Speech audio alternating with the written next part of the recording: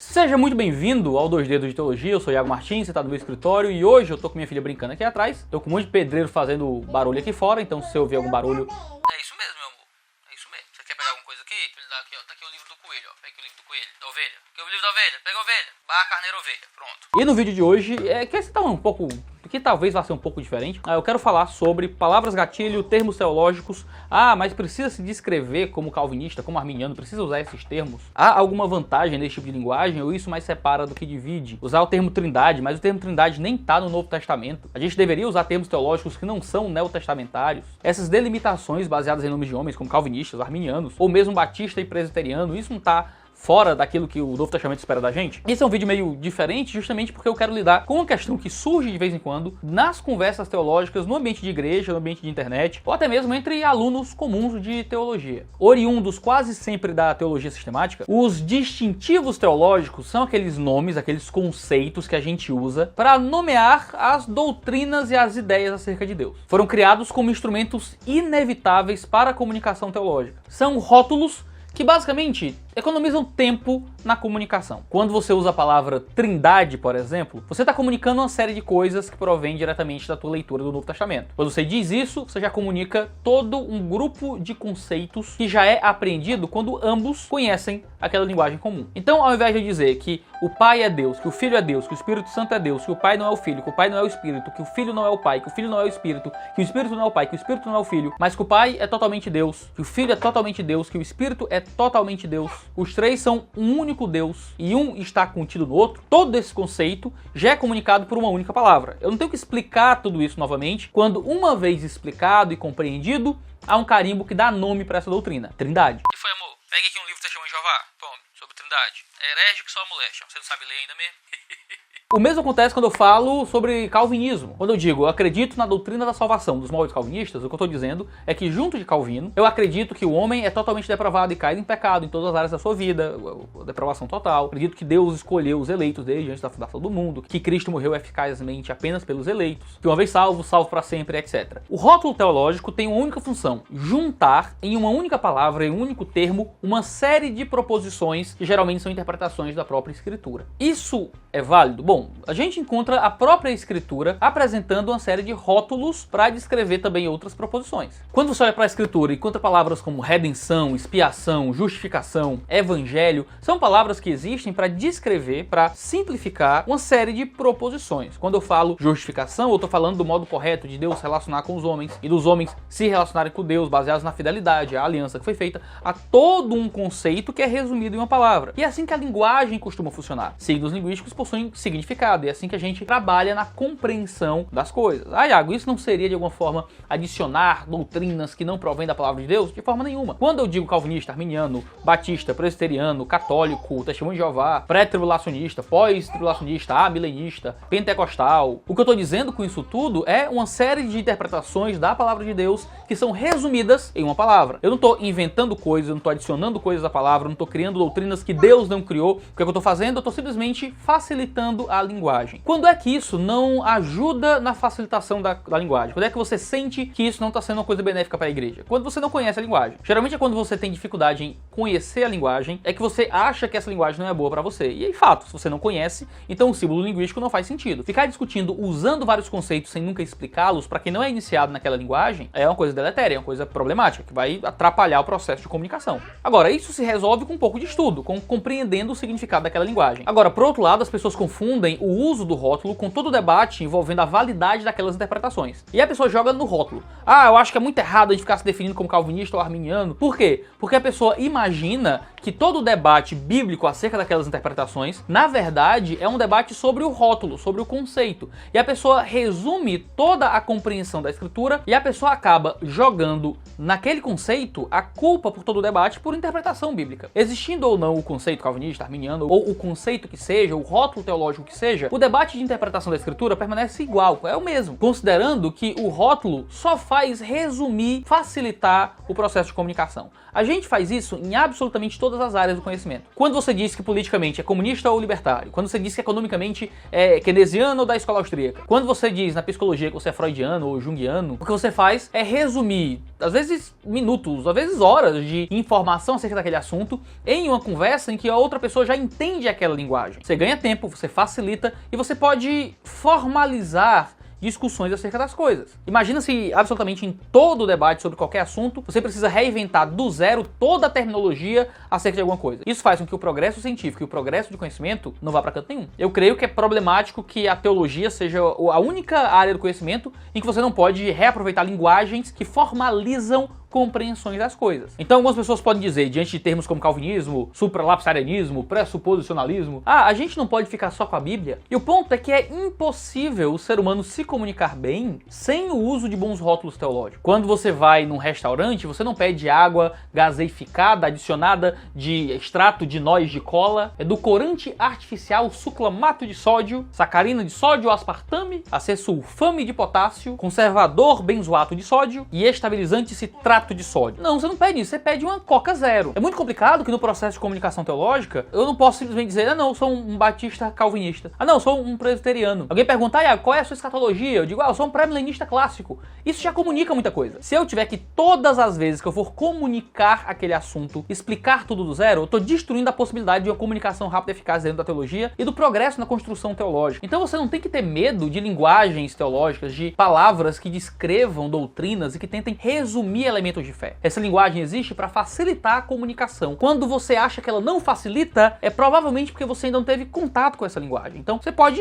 ter contato ou então assumir que essa linguagem não é para você ainda. E veja, a ausência dessa linguagem não vai dar mais unidade para a igreja, certo? A ausência de termos que resumam doutrinas não vai acabar com as divisões das doutrinas, porque as doutrinas existem. Abandonar essa linguagem, não usar mais os rótulos, não vai fazer com que a igreja fique mais una, como alguns fazem parecer. Porque o problema de divisão da igreja não está na terminologia que a gente dá pros termos, está nas diferenças de doutrinas. As doutrinas continuam existindo os termos que as nomeiam ou não. A culpa não é do rótulo teológico. Abandonar o rótulo teológico não vai fazer com que toda igreja do nada se torne uma só doutrina, uma só crença, porque as pessoas têm compreensões diferentes sobre o texto bíblico. Isso é normal e muitas vezes é até válido e bom. Se a gente tem uma única força dando todo o peso de interpretação e significado para a escritura, a gente geralmente tem domínio de uma mente sobre a outra e não uma busca conjunta pela verdade da palavra. Alguns ainda dizem, não, Iago, mas isso é seguir doutrinas de homens. Você está seguindo Armínio, está seguindo Calvino. Eu já ouvi gente, esse cara adora Calvino, idolatra Calvino, ou o que quer que seja. Isso também é mentira. O que acontece é que a gente encontra certos homens que resumiram ou nomearam certo conjunto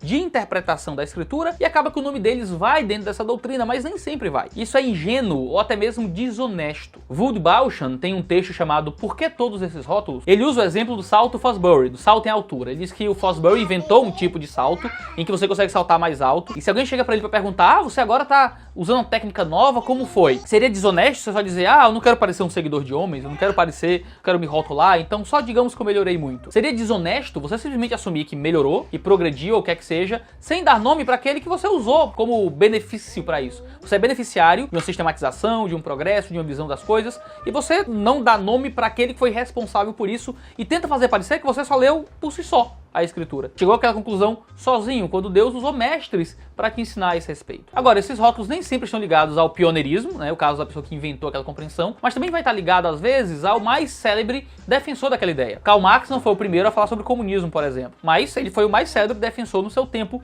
desse tipo de perspectiva. Então, marxismo acaba sendo o nome que você dá a uma série de doutrinas que não é exclusiva de Marx. Quem somos nós para nos erguermos sobre os ombros de gigantes, para aproveitarmos os ensinos de homens que ao longo da história da igreja abriram o caminho para melhores compreensões da escritura e nos recusarmos a dar para eles o crédito por isso, o mérito por isso, simplesmente dizendo, não, eu sigo as doutrinas como foram sistematizadas por Calvino. Não porque eu amo Calvino, porque eu sigo tudo que Calvino, porque Calvino é minha fonte de fé, não. É porque Calvino foi aquele que deu o nome, que descreveu aquele corpo de doutrina primeiro, foi o principal defensor daquilo em um tempo. Não é um ato de altivez ou de orgulho, é um ato de simples humildade e de reconhecer um uso comum da linguagem. Agora, é irônico que a maioria dos que defendem que nós não devemos usar esse tipo de linguagem são pessoas que não podem viver suas vidas sem usar esse tipo de linguagem. Eles vão ter que usar algum nível de linguagem, seja para descrever sua doutrina no nível denominacional, sou batista, assembleiano, ou o que é que seja porque precisam dar algum rótulo para simples comunicação. Tu é de que igreja? Sou de uma igreja sem denominação. Mas e aí, como é que é isso? Não, nós somos a comunidade dos irmãos. Você tem pastor? Não. Pastor não temos Temos não, porque pastor, todo crente é pastor. Temos líderes, sabe? A pessoa vai tendo que criar rótulos, palavras gatilhos, explicações para que as outras pessoas entendam qual é o nível da linguagem que está acontecendo ali. Isso não é adicionar coisas à escritura, isso é simplesmente nomear interpretações específicas da escritura para facilitar o processo de comunicação. Isso significa que a gente pode deixar de ser aquilo a qualquer momento. Isso significa que a gente pode modificar essa compreensão a qualquer momento. Ah não, eu sou um calvinista. Sim, sou. Mas eu não sou totalmente calvinista porque eu não sigo tudo que Calvino diz. Tenho amigos que são luteranos, mas eles não são luteranos em tudo aquilo que Lutero falou. Eles simplesmente acreditam em certo ponto da doutrina luterana. Isso não deixa você menos submisso à palavra. Isso só faz você estar ao lado de um grupo de pessoas ou de um líder específico na interpretação da palavra. Isso não é escrito em pedra. Você pode mudar de compreensão a qualquer momento e ir para outra visão das coisas. Agora, claro também que o distintivo teológico pode virar um mero chavão, né? Um mero chavão em que você tem que repetir aquela palavra a miúde para poder ser aceito. Então, eu sou reformado. E o termo reformado agora precisa estar em tudo. É família reformada, é casamento reformado, é igreja reformada, simplesmente porque o termo reformado é uma peça de marketing que alcança certo grupo de pessoas. O mesmo acontece na política, com conservador, ou liberal, ou o que quer que seja. Tudo se resume a um uso específico de palavras e linguagem. Por exemplo, algumas denominações condenam que você não seja cessacionista, mas você pode ter qualquer crença dentro desse nome de cessacionismo. Eu conheço cessacionistas que acreditam em profecias modernas, que acreditam em língua estranha, acreditam em um monte de coisa, mas se dizem cessacionistas porque não é exatamente como os pentecostais creem. Agora, eu conheço outras pessoas que são ainda mais fechadas do que esses cessacionistas especificamente, que se dizem continuistas, mas que creem em manifestações presentes de dons no nível muito menor do que esses cessacionistas creem. Só que eles vão ser excluídos porque o nome que eles dão para a própria doutrina é um tipo de continuismo. Acaba que a palavra, muitas vezes, ganha a primazia sobre o seu conceito. E aí essas palavras, esses rótulos teológicos, perdem a sua razão de ser. Então agora a gente tem fascista, né? Você tem genocida pro Bolsonaro. Bolsonaro é genocida sim ou não? Moro é traidor sim ou não? E você tem que se sujeitar a certas visões específicas e certas doutrinas específicas agora para poder ser aceito. Não importa a explicação que você dá. O que importa é se você assume ou não certa visão absoluta acerca das coisas, porque o termo que você emprega substitui todo o conceito. Alain Besançon, no livro Breve Tratado de Sovietologia, argumenta que quando a ideologia perde o seu poder político, o que acontece é uma logocracia. Agora a gente está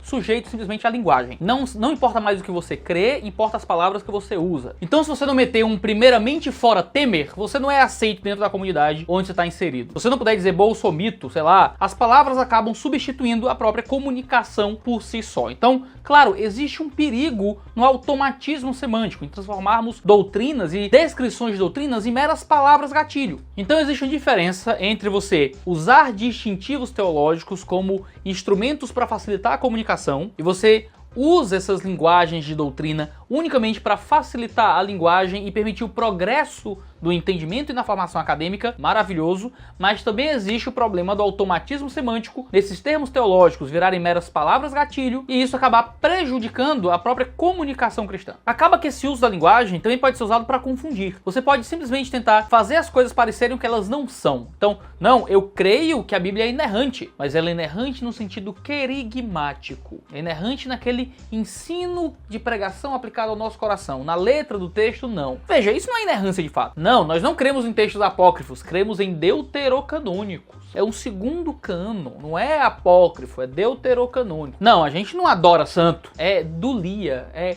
hiperdulia, é só veneração, não é adoração. Quando você pede para descrever o que é veneração, não, venerar é isso, isso, isso. A gente ora pro santo, a gente depende do santo, a gente pede pro santo, o santo é o intermediário entre eu e Deus, Maria é corredentora, tudo com Jesus, nada sem Maria. Não, mas não é adoração, é só veneração. Veja, a palavra é usada só para confundir quando o sentido da palavra é idêntico àquilo que se tenta escapar no uso de uma nova linguagem. Veja, muitos não conseguem pensar para além da linguagem. Então, é calvinista. Se não é calvinista, é do demônio. Você acredita em nova perspectiva em Paulo? Se você acredita, acabou. Não importa em que termos você acredita. Se acredita, é o fim. Você é presbiteriano? Você é reformado? Você como é que é? E as palavras acabam virando mero substituto para o pensamento. As palavras que deveriam facilitar o raciocínio podem acabar se tornando um substituto para o raciocínio. Aí é o perigo. Aí é o perigo que a gente realmente tem que tomar cuidado no uso das terminologias e dos conceitos teológicos. Acaba que esse tipo de automatismo semântico, de uso de palavras gatilho, prejudica o progresso no debate teológico. Então, isso aqui é liberalismo.